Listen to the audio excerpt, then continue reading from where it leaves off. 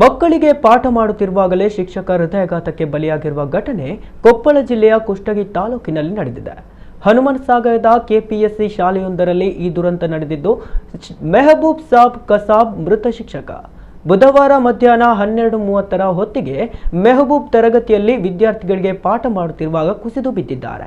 ಆತಂಕಕ್ಕೆ ಒಳಗಾದ ವಿದ್ಯಾರ್ಥಿಗಳು ಮುಖ್ಯೋಪಾಧ್ಯಾಯರಿಗೆ ತಿಳಿಸಿದ್ದಾರೆ. ಅವರನ್ನ ತಕ್ಷಣ ಆಸ್ಪತ್ರೆಗೆ ಕರೆದುಕೊಂಡು ಹೋಗಲಾಯಿತಾದರೂ ದಾರಿ ಮಧ್ಯೆ ಮೃತಪಟ್ಟಿದ್ದಾರೆಂದು ತಿಳಿದು ಬಂದಿದೆ. ಮೆಹಬೂಬ್ ಅವರು ಮುಂದಿನ ವರ್ಷ ಮೇ 13ರಂದು ಸೇವೆಯಿಂದ ನಿವೃತ್ತಿಯಾಗಲಿದ್ದಾರೆಂದು ತಿಳಿದು ಬಂದಿದೆ.